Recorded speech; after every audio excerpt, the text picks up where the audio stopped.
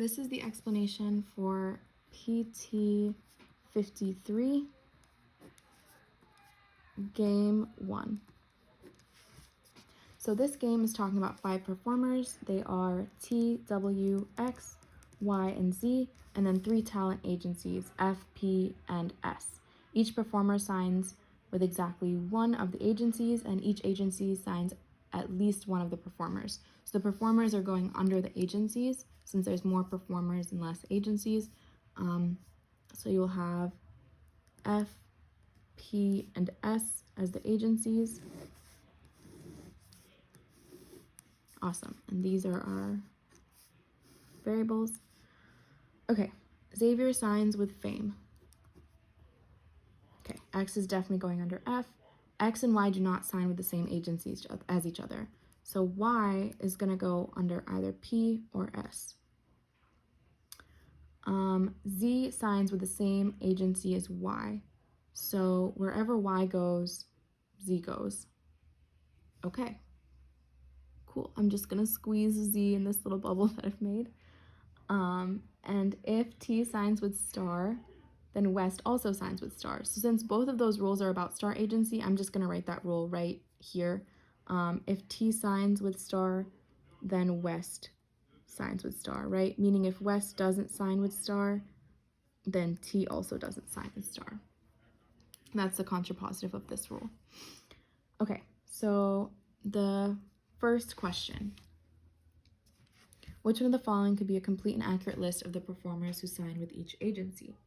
Okay, we know we need X to be under fame, so we can cross out D.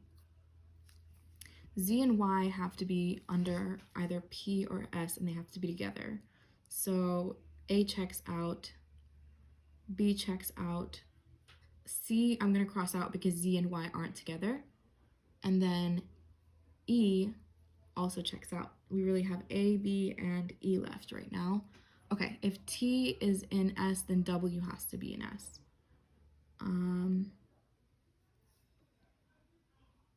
So that's why we can cross out A, because T is under star agency, but W is not. And the contrapositive of that is if W is not there, T should not be there. So same thing. That also works. Okay, so we're stuck with B and E. Z and Y end up going under fame for E, so that's why E is wrong.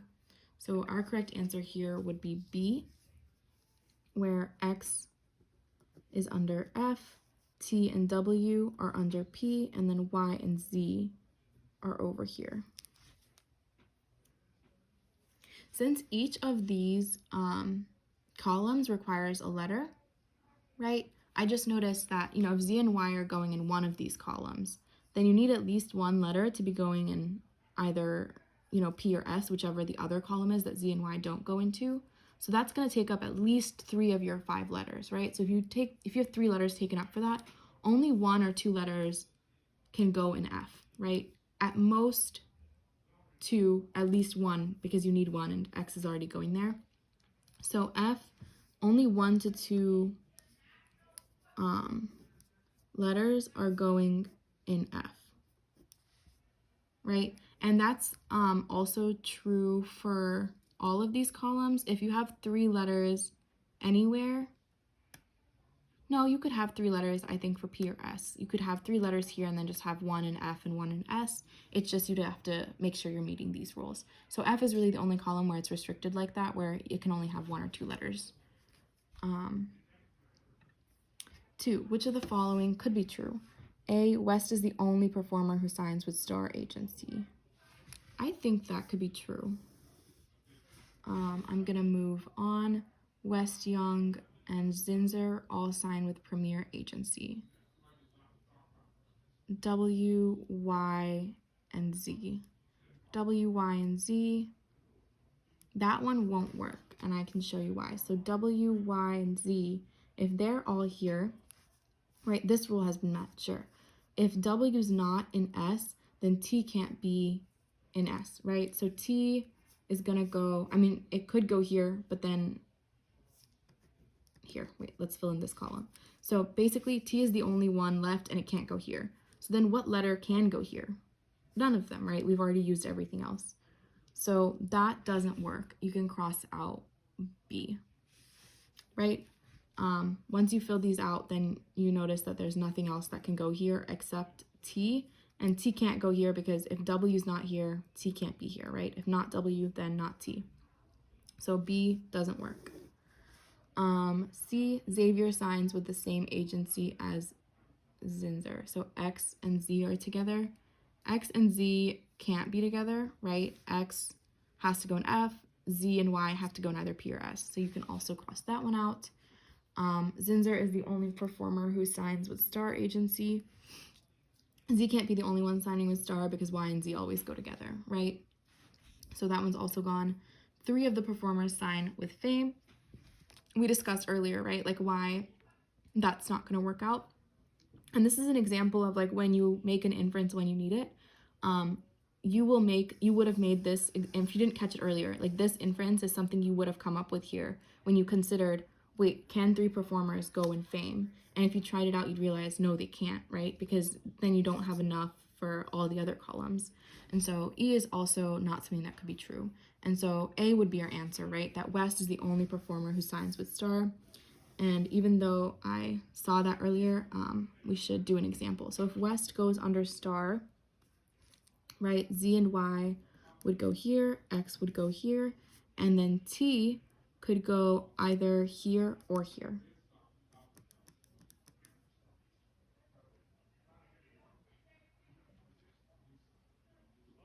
Or here.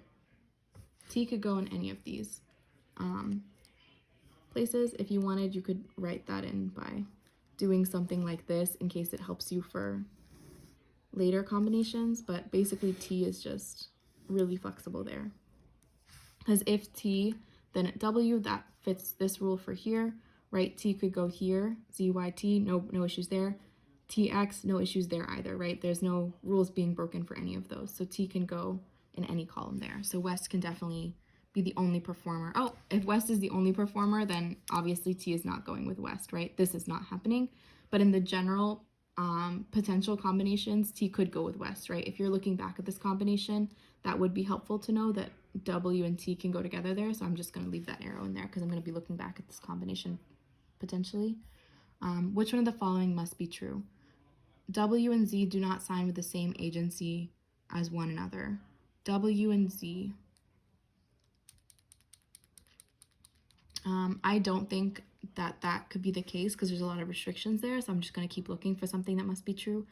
Fame agencies signs at most 2 of the performers. This is something that you could have gotten as an inference when you crossed out E in the last question. It's also something we talked about after the first question. B has to be true, right? Fame signs at most 2 of the performers, right? It can only sign 1 or 2 of the performers. It can't sign 3 or else there's not enough letters and not enough performers to go into both of these other columns. Just to read the rest of them, Fame agency signs the same number of performances as Star. That doesn't have to be true, right? Like we have an example here where Fame only has 1 and Star has 2. T signs with the same agency as W.